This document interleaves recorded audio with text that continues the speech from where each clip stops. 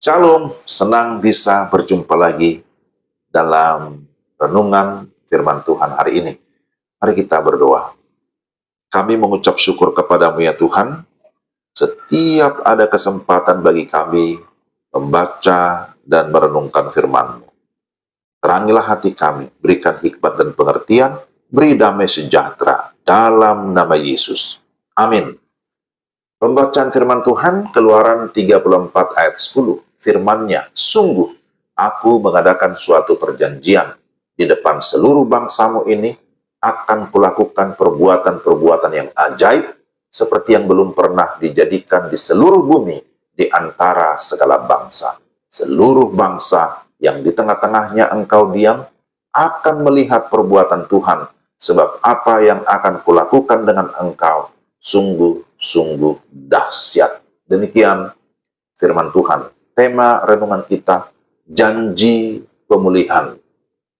Saudara-saudara yang dikasih Tuhan, Keluaran 34 merupakan lanjutan dari kisah pemulihan hubungan antara Tuhan dan bangsa Israel setelah peristiwa penyembahan anak lembu emas. Setelah umat Israel jatuh dalam dosa besar, Tuhan menunjukkan belas kasihan-Nya dengan memperbarui perjanjiannya dengan mereka. Dalam pasal ini, kita melihat bagaimana Tuhan menyatakan kembali sifat-Nya yang penuh kasih, pengampunan, dan kesetiaan, serta bagaimana Musa menerima 2 loh batu yang baru sebagai simbol pemulihan. Kita akan melihat beberapa poin penting berikut ini. Pertama, Tuhan adalah Allah yang penuh kasih dan pengampunan. Di dalam Keluaran 34 ayat 6-7, Tuhan menyatakan dirinya kepada Musa dengan mengatakan, Tuhan Allah yang penyayang dan pengasih, panjang sabar, berlimpah kasih setia dan kesetiaan, yang menangguhkan hukuman tetapi tidak membiarkan orang bersalah tetap tidak dihukum. Dalam penyataan ini, Tuhan mengingatkan umat Israel dan juga kita tentunya di masa kini, bahwa meskipun Dia adalah Tuhan yang adil dan menghukum dosa, Dia juga adalah Tuhan yang penuh kasih, pengasihan, pengampunan, dan kesetiaan. Tuhan tidak cepat marah dan selalu siap untuk mengampuni mereka yang sungguh-sungguh bertobat. Yang kedua, perjanjian Tuhan diperbarui dengan kesetiaan. Setelah bangsa Israel membuat dosa dengan menyembah berhala, Tuhan memerintahkan Musa untuk naik ke gunung dan membawa 2 loh batu yang baru sebagai simbol pemulihan perjanjian antara Tuhan dan umat-Nya. Ayat 1 sampai dengan ayat yang keempat. Di atas gunung, Tuhan menulis kembali hukum-Nya pada 2 loh batu tersebut, yang merupakan pengingat bahwa meskipun umat-Nya telah gagal, Tuhan tetap setia pada janjinya. Perjanjian Tuhan tidak tergantung atau tidak bergantung pada kesetiaan kita, tetapi pada kesetiaan Tuhan sendiri.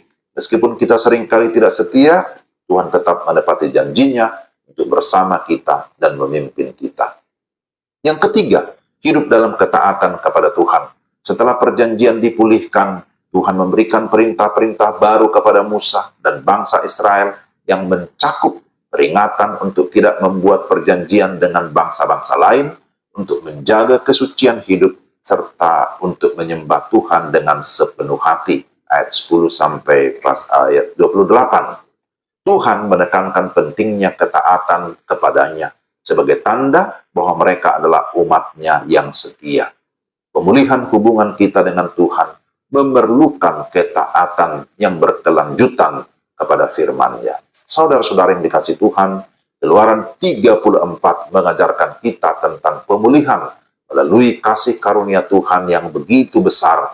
Meskipun kita seringkali gagal, Tuhan tetap setia dan selalu siap mengampuni kita.